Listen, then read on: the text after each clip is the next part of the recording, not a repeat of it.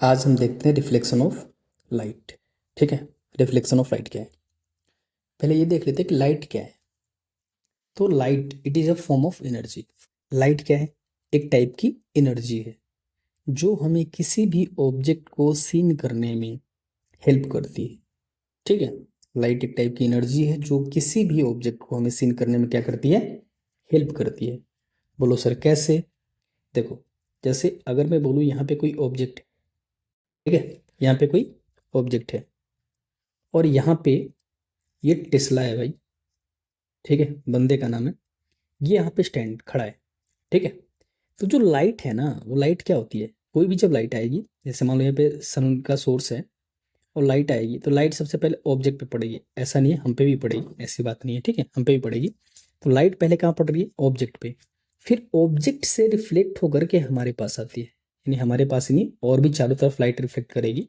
ठीक है, तो लाइट क्या हो रही है, रिफ्लेक्ट करके हमारे पास आएगी, तभी जाकर के ऑब्जेक्ट हमें क्या होगा, दिखेगा, विजिबल होगा। ठीक है भाई, यानी कि अगर लाइट नहीं रहेगी तो कोई भी ऑब्जेक्ट हमें नहीं दिखेगा। इसीलिए लाइट क्या करती है, हमें देखने में हेल्प करती है। अगर आप अंधेरे कमरे में जाते हो तो आपको कोई ऑब्जेक्ट दिखती है क्या? नहीं दिखती है। क्यों? इसलिए सर, क्योंकि अंधेरे कमरे में जो भी ऑब्जेक्ट हमारे आसपास में है उनसे लाइट रिफ्लेक्ट नहीं हो रही है। जब लाइट है ही नहीं तो रिफ्लेक्ट नहीं होगी, और जब रिफ्लेक्ट नहीं होगी तो हमारी आंखों के पास कोई भी चीज़ नहीं पहुंचेगा, मतलब लाइट पहुंचेगी ही नहीं। जब लाइट नहीं पहुंचेगी तो ऑब्जेक्ट हमारे सामने क्या है, नहीं दिखेगा।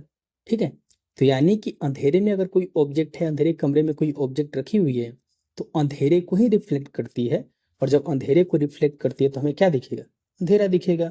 अगर वो लाइट को रिफ्लेक्ट करती तो जिस ऑब्जेक्ट से लाइट रिफ्लेक्ट होकर के हमारे पास आती, ऑब्जेक्ट दिखता। सिंपल सी बात है। आगे इतना समझ में? एक और पॉइंट भाई, आगे क्या ध्यान रखना है कि जो लाइट वेव है ना, वो हमेशा क्या करता है, सीधे पाथ में ट्रेवल करेगा।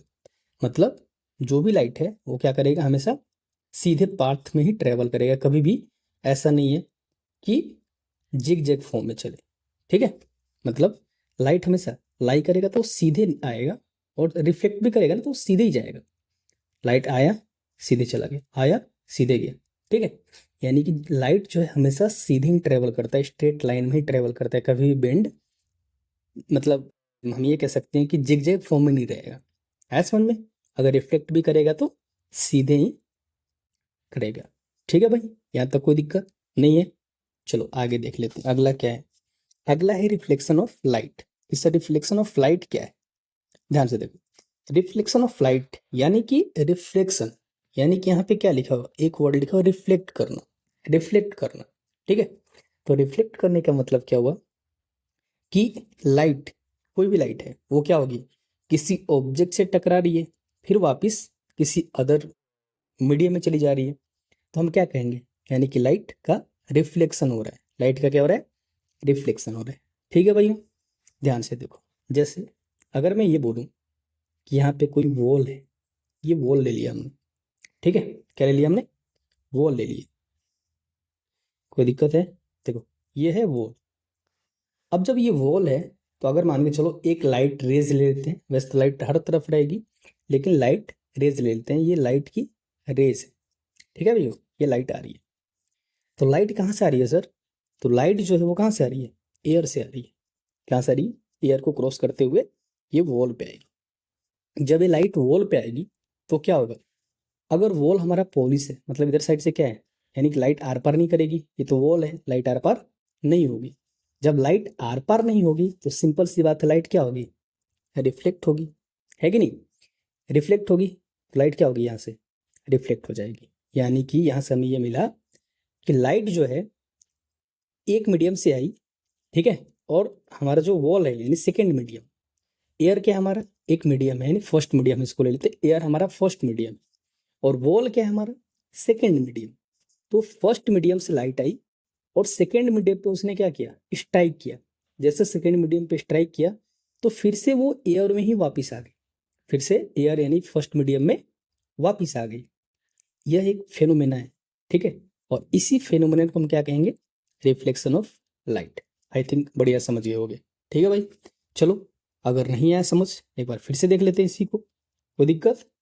ठीक है, देखो ध्यान से, मैंने क्या बोला, मैंने ये बोला कि ये मेरे पास कोई वॉल है, या नीचे ही साइड में ले लो, ठीक है, ये मान लिया हमारा ग्राउंड है, ठीक है। तो ग्राउंड पे अगर लाइट आ रही है, लाइट आएगी, ठीक है, ये देखो एयर से लाइट आ रही है, यानी फर्स्ट मीडियम से लाइट आ रही है, जैसे वॉल पे पड़ेगी, कहाँ पड़ेगी, वॉल पे, जैसे वॉल पे पड़ी तो वॉल के द्वार पर नहीं जाएगी, तो जैसे लाइट वॉल पे पड़ेगी, ये क्या करेगी, स्ट्राइक करेगी, और टकराने के बाद फिर से वापस ये लौट जाएगी। इसका मतलब एयर से आई थी और एयर में ही वापस लौट गई। तो यह एक टाइप का फेनोमेना है, इसी को हम क्या कहेंगे, रिफ्लेक्शन ऑफ लाइट। ठीक है भाइयों, कोई दिक्कत है क्या, नहीं है ना। अब होता क्या है कि जब लाइट रिफ्लेक्ट होकर चली जाती है तो हमें एक लॉज बनाना था, लॉज कुछ कंडीशन से, मतलब कुछ कंडीशन इसमें कि ये साइंटिस्ट ने क्या देखा कि यार लाइट रिफ्लेक्ट तो कर रही है, उन्होंने क्या किया, इस जहाँ पे ये स्ट्राइक कर रही है, जहाँ पे ये स्ट्राइक कर रही है, वहां से उन्होंने एक सीधी लाइन ऊपर की तरफ खींच दी। ठीक है भाई, 90 डिग्री एंगल पे, यानी कि यहाँ से लेके यहाँ तक क्या बनेगा, 90 डिग्री एंगल बनेगा दोनों तरफ। ठीक है भाई, एक लाइन खींच दी, इसका नाम इन्होंने क्या दे दिया, नॉर्मल। यानी कि एक्चुअल में कोई लाइन होती नहीं है, साइंटिस्ट ने क्या कर दिया, एक वर्चुअल लाइन ड्रॉ कर दी, इसको उन्होंने क्या नाम दे दिया, नॉर्मल। ठीक है भैया, इसके बाद आगे ध्यान दो, इसके बाद जो लाइट यहाँ से आ रही है, मतलब जो लाइट आ रही है कहाँ पे, ये वाली लाइट, ये लाइट आ रही है ना, इनकमिंग लाइट है, तो इस इनकमिंग लाइट को उन्होंने क्या कहा, इंसिडेंट रे। क्या बोलेंगे हम इसे, इंसिडेंट रे। ठीक है भाई, यानी आने वाली जो रेज है ना उसे हम क्या कहेंगे, इंसिडेंट रे।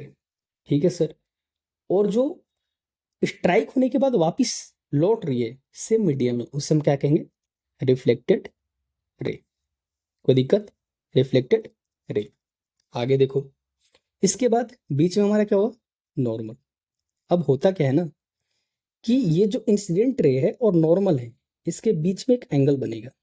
ठीक है भाई, और एक नॉर्मल और रिफ्लेक्टेड रे, इनके बीच में भी एक एंगल बनेगा, दिख रहा है, ये क्या हमारा नॉर्मल और इंसिडेंट रे, इनके बीच में एक एंगल बनेगा, और सेकेंड एंगल कहाँ बनेगा, नॉर्मल और रिफ्लेक्टेड रे के बीच में।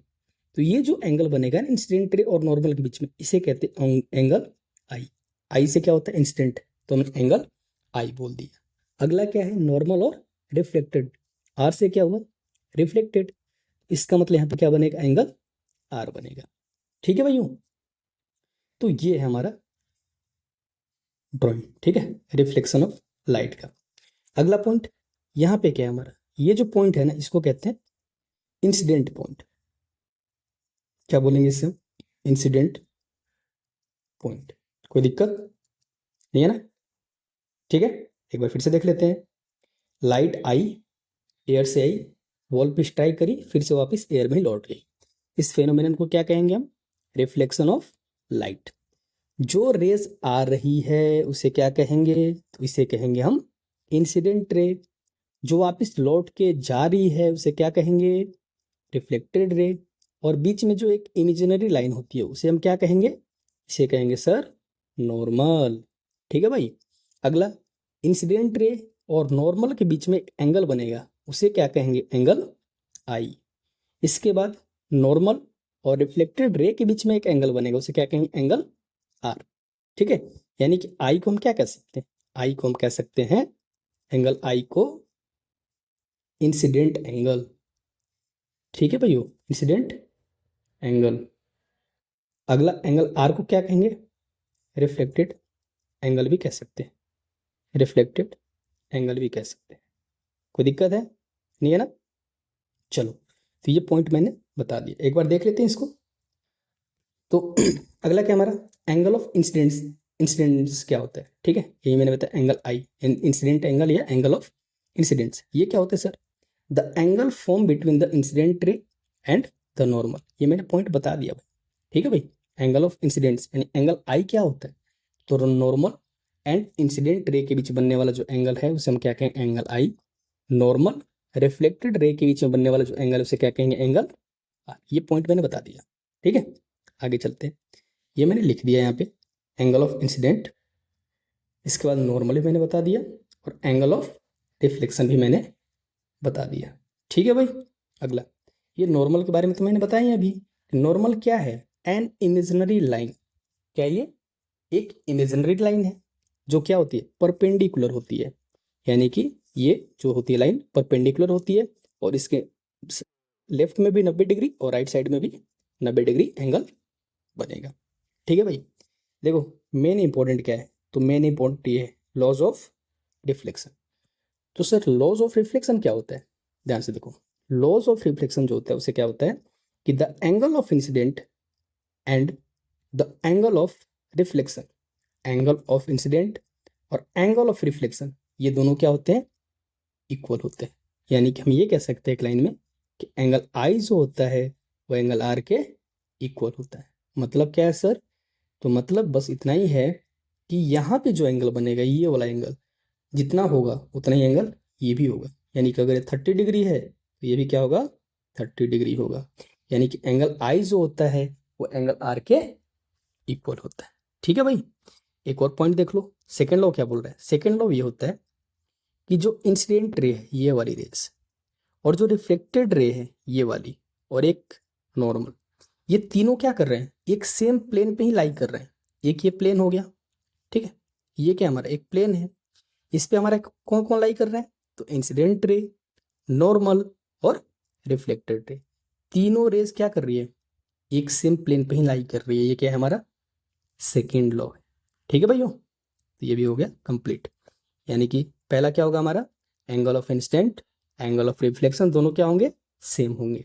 Incident ray, reflected ray and normal तीनों क्या करेंगे? एक ही सरफेस पे लाई करेंगे। ये हमारा सेकेंड पॉइंट है। ठीक है भाई, चलो तब तक के लिए बाय।